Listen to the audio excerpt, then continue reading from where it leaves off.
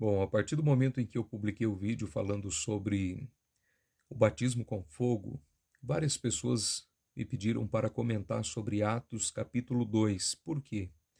Porque Atos capítulo 2 fala sobre a descida do Espírito Santo e é um texto utilizado pelos defensores do batismo com fogo, sendo um batismo benéfico, sendo uma complementação do Espírito Santo, e eles utilizam Atos 2 para tentar trazer veracidade para essa teoria que de fato não tem nenhum fundamento bíblico. E nós vamos ver isso com muita clareza.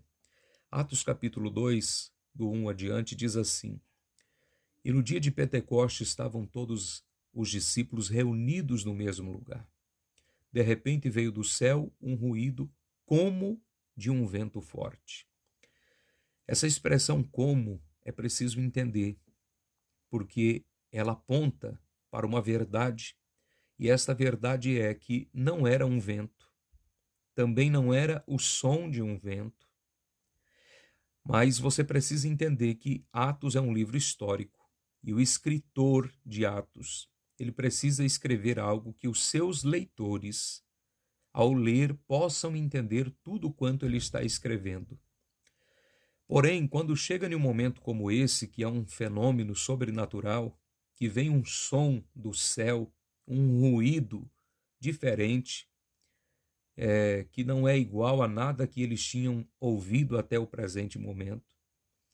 Mas, quando alguém está escrevendo, precisa expressar para que aqueles que estão lendo possam entender. Então, o escritor ele escreve dizendo: E veio do céu um ruído como que de um vento. Ele usa esta referência do som de um vento para dizer o ruído que se ouviu naquele dia e que encheu toda a casa onde estavam reunidos era um som não de um vento, mas era como de um vento. Por que é importante isso para a interpretação de um texto? Para a gente não criarmos doutrina e inverdades onde a palavra não está dizendo nada. Então, você tem que entender que são os recursos de quem está escrevendo para fazer com que os leitores entendam. Quando ele diz é como de um vento, ele está dizendo não é vento, não é som de vento, mas é um ruído diferente. Porém, se eu pudesse descrever para vocês aqui com que ele mais se aproxima, é como que de um vento que enche toda a casa. Esse som, esse ruído encheu toda a casa. Não era vento. Aí o versículo 3 diz assim: Então apareceram línguas como que de fogo.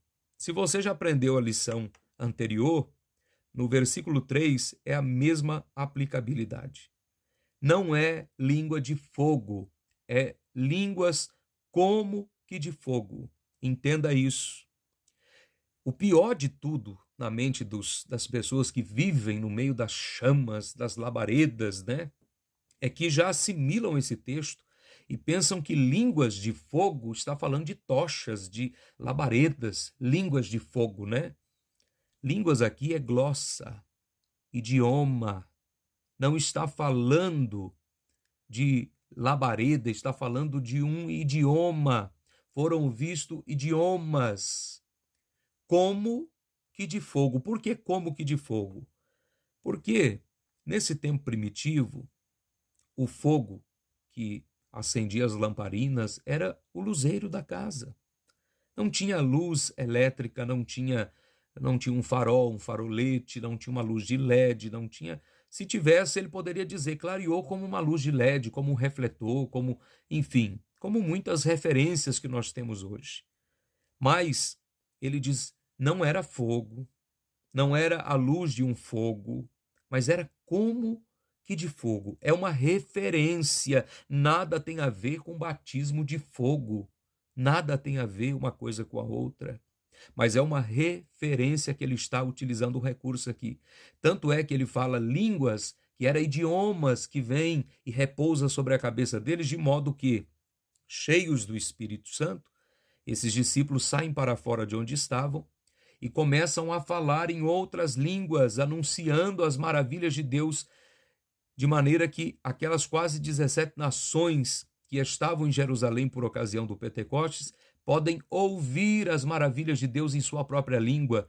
E entenda, o milagre aqui não é de audição, é de elocução. O milagre não acontece em quem está do lado de fora, o milagre acontece na vida dos discípulos que estão cheios do Espírito Santo e começam a falar em outras línguas. Entenda isso, isso é o que o texto está apresentando. Então são coisas básicas. E outra coisa, por que ocorreu esse fenômeno nesse dia? Porque o Espírito estava descendo para estar permanentemente com a igreja. Hoje não é mais necessário dizer Espírito desça. Não, hoje não é necessário isso, porque o Espírito já está com a igreja, entendeu?